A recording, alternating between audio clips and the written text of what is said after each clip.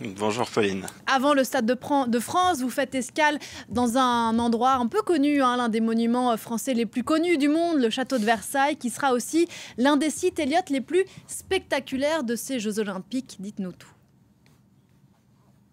Absolument, le château de Versailles et ses jardins majestueux qui accueilleront donc dans un an tout pile maintenant les épreuves d'équitation. Ça se passera de l'autre côté de ce canal, à l'autre bout, avec des tribunes d'environ 15 000 places qui seront installées. 40 000 spectateurs pourront même assister aux épreuves de cross qui se dérouleront sur un tracé tout autour des jardins de ce château de Versailles. Un défi immense pour l'un des sites les plus visités en France et même dans le monde, le château de Versailles qui sera toujours ouvert pendant ces Jeux Olympiques et Paralympiques. Et pour en parler avec nous, la présidente du château de Versailles est avec nous, Catherine Pégard. Bonjour, merci d'être avec nous. On est à un an tout pile maintenant de ces Jeux Olympiques. On en est où des préparatifs pour pouvoir accueillir un tel événement ici au château de Versailles? Mais j'allais dire, les préparatifs se déroulent normalement, mais vont bon train, parce que effectivement, un an, ça paraît encore loin, mais c'est déjà très court. Et aujourd'hui, on a de peine à imaginer ce que sera l'année prochaine quand on voit ce silence dans ces jardins ce matin. Nous avons la chance d'être ici avant que les visiteurs n'arrivent. Et je crois que ce sera effectivement un événement d'une telle ampleur qu'on l'imagine à la fois assez mal, mais en même temps, notre travail, c'est de l'imaginer très bien pour essayer d'éviter toutes les embûches et de se préparer au mieux à cet événement exceptionnel. On imagine qu'il y a des directives assez précises quand même pour ne rien abîmer dans ces jardins, dans cette préparation à ces JO.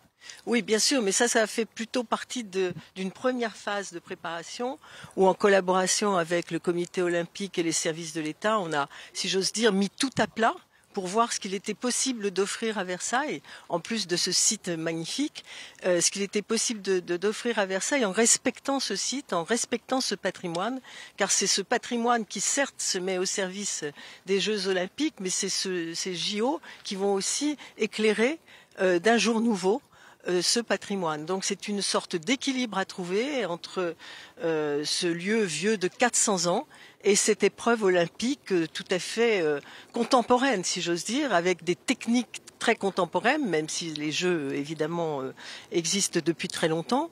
Et je pense qu'il faut harmoniser les deux. Et d'ailleurs, c'était à l'origine des choix aussi de Pierre de Coubertin, de mêler la culture et le sport. Eh bien ici, on y est tout à fait. Comment on va gérer ce flux de visiteurs? Parce qu'on l'a dit, le château sera ouvert. Comment on gère ce flux de visiteurs entre les visiteurs du château, les touristes et les spectateurs qui assisteront à toutes ces épreuves? Eh bien, je suis peut-être très optimiste, mais je crois qu'on va les gérer tout naturellement, puisque le château restera, comme vous l'avez dit, ouvert. Et donc, le château va accueillir ses visiteurs tout normalement. Et de l'autre côté, d'une manière assez sanctuarisée, il y aura l'accueil des JO.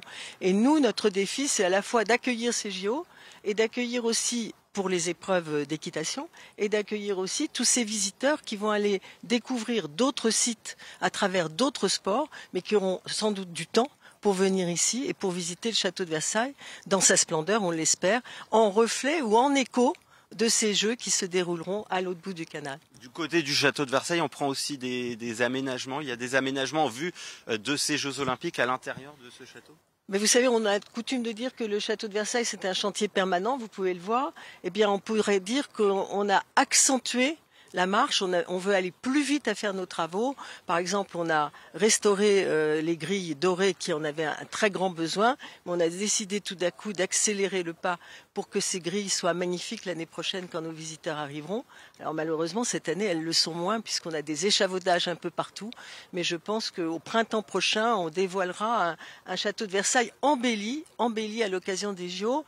Juste un petit exemple, ici, vous voyez le Grand Canal, vous ne voyez rien au bout du tapis vert. Et l'an prochain, vous verrez le char d'Apollon, qui est un des chefs-d'œuvre des jardins du château de Versailles et qui sera un éclat d'or au bout de ce tapis vert et en arrière-plan des épreuves olympiques. Un dernier mot, on imagine que c'est une fierté de pouvoir accueillir un tel événement et de proposer de telles images au monde entier.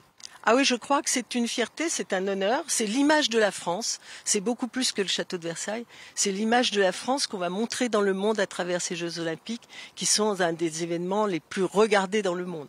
Donc je crois que effectivement cette alliance de ces épreuves d'équitation et puis pendant toute la durée des Jeux, de la visite du château de Versailles, va être un moment tout à fait exceptionnel. Eh bien, on a déjà hâte d'y être. Merci beaucoup, Catherine Pégard, d'avoir été avec nous. Les épreuves d'équitation qui auront lieu donc l'année prochaine ici. Les épreuves aussi de pentathlon moderne qui auront lieu dans ces jardins du château de Versailles. Rendez-vous donc d'ici un an maintenant.